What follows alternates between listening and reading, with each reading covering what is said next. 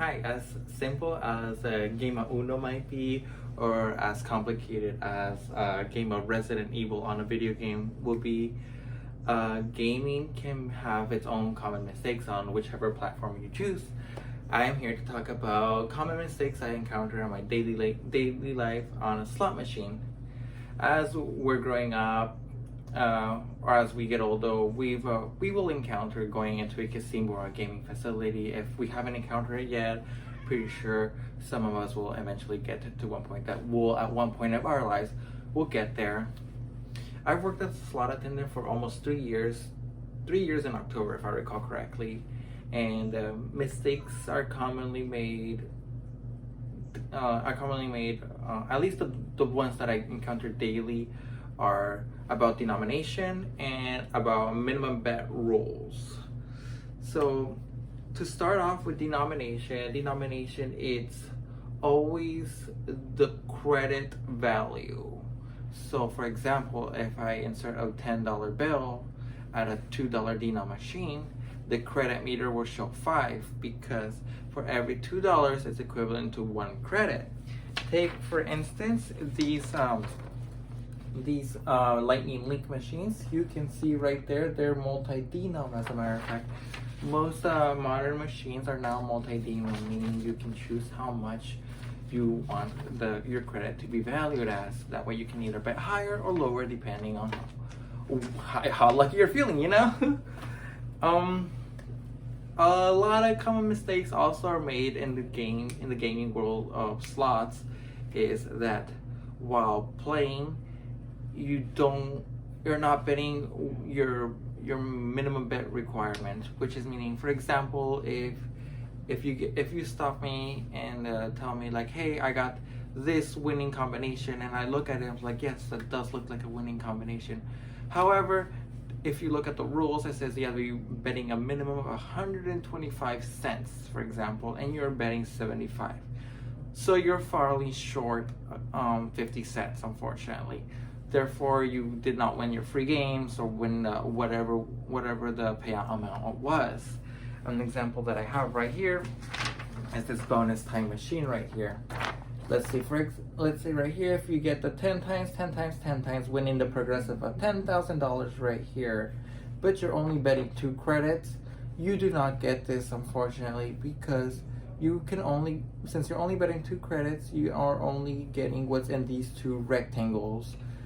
So a rectangle meaning the third credit, you purchase the $10, the 10 times symbol. Another example that I have, the Spy vs. Spy machine. Super happy when I found this machine. Brings me back to my childhood. You can see right here that it says that to win this progressive, it has to land on line number 1 at a max bet. I have right here as I was playing, you can always find how much you're betting underneath the screen or the reels. I was betting 50 cents. I wasn't feeling that lucky, but it was a fun machine to play. It was really cool, and it brought me back to my childhood. You'll always find how much you're betting at the bottom of the screen or reels in this instance. Always do be careful with old slot reel machines. Not all reel machines do it, but some will. Like these 2 Blazing Sevens. Let's say for example, you take a voucher. I got a voucher right here for $1.03. You insert this voucher into the machine. All reel machines tend to take the dollar and spit out the $3 change, which isn't bad, but people often get confused with saying like, oh, I might have left it at a different machine that I was playing on. It's mistaken. There's definitely something wrong with this machine. They either flag us down, go to the cage, worst case scenario, run to the opposite side of the casino where they got the voucher from. Truth is, it might still be in the machine because it took the dollar or the credit denom amount and spat out whatever was in the denomination. In this case, for my example, was for 3 cents. Often people walk away from it not knowing that the machine took their money just because a ticket was printed out. Most times we will get to it in time. Either a slot attendant will turn it into our supervisors, or we'll get to the nice person that will turn it into one of us, and so forth. But very rarely you'll get the people that will take it, be like, ooh, money, dash. So be careful prior to leaving a machine. My advice is, prior to sitting down on a machine, always check the denomination amount, because you never know how much it is. It could be a penny, it can be $2. I've seen denoms up to $10.